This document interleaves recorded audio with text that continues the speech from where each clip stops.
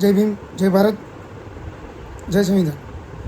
હવે કાલે ઓલા લુખ્ખાનો વિડીયો મૂક્યો હતો ડીગુનો. હવે વિડીયો મૂક્યો એટલે કલાક રહીને પાછો ફોન આવ્યો, કેમ કે ફોન ગયા હોય ને એટલે ટાંકા તૂટ્યા હોય થોડાક, એટલે પાછો કલાક રહીને ફોન આવ્યો. પહેલાં ગાળોથી શરૂઆત કરી, એને એમ કે આમ કહું ને બી જાય તો ડિલીટ મારી દે. પછી એમ ન ભેગું થયું એટલે પાછું થોડીક વાર રહીને ફોન કર્યો કે તને મિત્ર તરીકે વાત કરું, તું મારી વાત સાંભળ ને.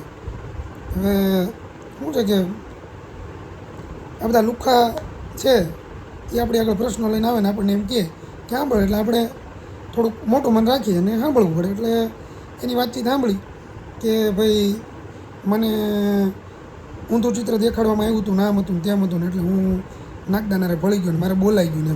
કહેવાનો મતલબ એનો એવો હતો. એટલે તું મિત્ર તરીકે મારો વિડીયો ડિલીટ કરી દે. એટલે મેં કીધું વિડીયો ડિલીટ નહીં થાય. એટલે એમાં ભાઈને મરચાં મૂકાણા પાછા અને પછી ગાળું બોલવાનું ચાલુ કર્યું. હું તને ભાવનગર આવીને અડી જાઉં, તારા બાપુજીનું છે ને ભાવનગર, એટલે આવજે.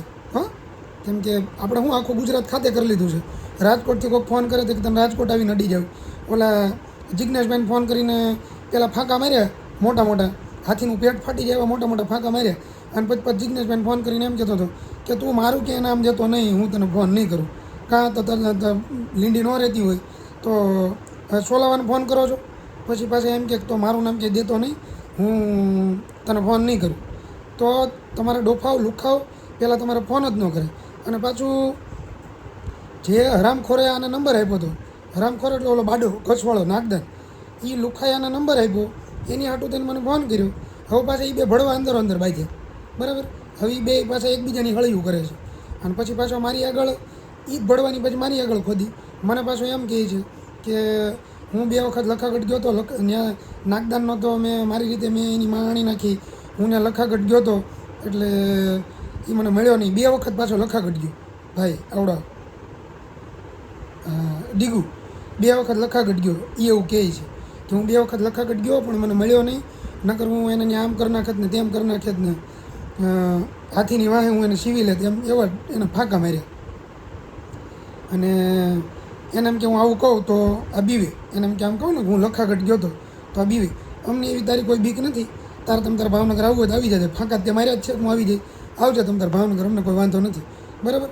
અને અમને અમારે તારી જેવા લુખ્ખા હલકા ભડવા હરામખોર અને લુચ્ચા લફંગા તારી જેવાને અમારે મિત્રો બનાવવાની કોઈ જરૂર નથી.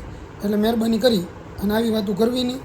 અને તમે જે અંદર અંદર તમે જે બધા કરો છો ને એ બધા કરી ખાવ. અને જ્યાં ત્યાં બધાને ફાંકા મારવાની જરૂર નથી કે તું રાજકોટ રહેશો તો હમણાં લેવું ત્યાં 2 જણાને મોકલું. કાલે મને એમ કહેતો હતો કે ભાવનગર 1 જણાનો ફોન આવશે, તું ફોન ઉપાડજે. આ સુધી એવો એક દાખલો બન્યો નથી કે મારામાં કોઈનો ફોન આવ્યો હોય ને મેં ન ઉપાડ્યો હોય, અને કદાચ ન ઉપડ્યો હોય તો 10-15 મિનિટ 20 મિનિટ કે અડધી કલાક રહી અને આમાં ફોન ગયો હોય. કેમ કે કોઈ રાવણના દીકરા નથી, ગમે એનો ફોન આવતો હોય એનો ફોન ઉપડતો હોય, ન ઉપડે પછી ફોન કર્યો હોય. એટલે એવી કોઈ મનમાં રાય રાખવી નહીં. અને એવી કોઈ રાય ભરાઈ ગઈ હોય આ દીકુ જેવા લુખ્ખાને તો એ રાય અહીંથી કાઢી અને જે બીજી જગ્યા હોય ત્યાં પાછી ભરાવી દેવી અને માપે માપે રહેવું. કેમ કે આમાં બહુ હારાવાટ નથી. અને આ લુખ્ખો ડીગુ એ એક ઓડિયોમાં એવા ફાંકા મારે છે કોકની આગળ કે હું પોલીસમાં છું અને LCBમાં છું અને પોલીસવાળા જેમ વાતચીત કરે છે, ખોટી ઓળખાણ આપે છે પોલીસની. એટલે ખોટી આપતો હોય તો ઠીક છે ને સાચી આપતો હોય તો ઠીક છે. કદાચ માનો કે જો સાચો તું પોલીસવાળો હો તો મને કોઈ વાંધો નથી, પણ જો તું સાચો પોલીસવાળો હો અને તે એ તારા હોદ્દાનો દુરુપયોગ કરી અને કદાચ તને મૂકવાને દબાવું તો તારી નોકરીમાં 1000% તને તકલીફ પાડી દઈશ. તારે જ્યાં વયું જવું હોય ત્યાં વયો જાજે, બરાબર. તો ગમે ત્યાં જાય તને તારી નોકરીમાં 1000% તને તકલીફ પાડી દઈશ. જો તું પોલીસમાં હો ને તો તારે લખવું હોય ને લખી રાખજે, બરાબર. અને આ લુખ્ખાનો ઓડિયો પાછળ મૂકું છું, એ સાંભળજો.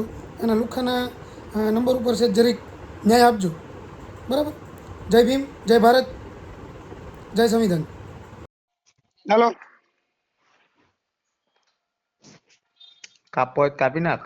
તારા બાપા તારી માએ શીખવાડ્યું હોય ને એ બોલવું હોય તો બોલ, હા, બીજું બહારનું બોલમાં. ઘરના હા. સંસ્કાર હોય ને એ બતાવમાં. સારું બોલવું હોય તો વાત કર, નકર રહેવા દે.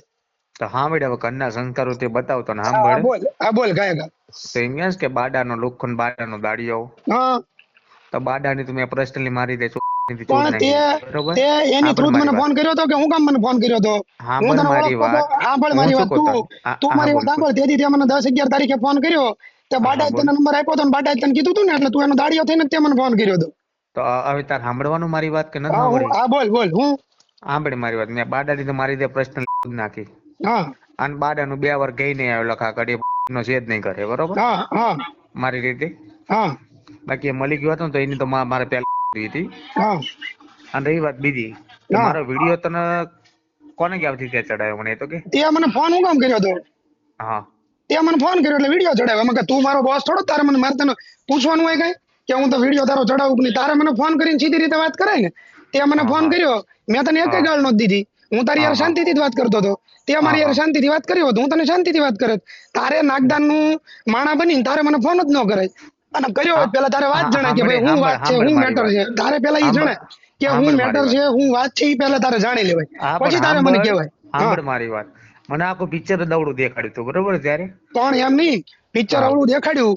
મને કોક હા ફોન કરીને એમ કે હા આ ભાઈ જ્યાંના તમે તું જ્યાંનો હોય ને એનો મહેસાણાનો કે એક્સવાઇઝેડ મને બરોબર કોક એમ કે આ હા દિગ્વિજયસિંહ સોલંકી છે મહેસાણાનો અને મને હા હા આવું કીધું છે, તો મારે હા સીધું માની ન લેવાનું હોય ભાઈ. કેમ કે અને આપણે મેં તને એમ નહીં, સાંભળ સાંભળ મારી મારી વાત મારી વાત મેં સાંભળ. વેરીફાઈ કરવા તને ફોન કર્યો હતો મારી વાત વેરીફાઈ કરવા ફોન કર્યો. તે એમ હા કીધું કે ક્યાં છો મિત્ર? તો મેં હા તારી યાર હરખી રીતે વાત કરી હતી કે હા નહોતી તો કરી? મને મેં તને તું આપણે મળીને રૂબરૂ ચર્ચા કરો જ આવી છે કે શું છે આમાં સત્યતા હા હમ હા પણ પછી તે ઓલા નાગદાન ને જયારે કોન્ફરન્સમાં લઈને તારો ફોન આવ્યો એટલે હા તું શું બોલ્યો કે મારા દીકરા એમ તું હા બોલ્યો એટલે મારે તને હાળો કેવો પડ્યો.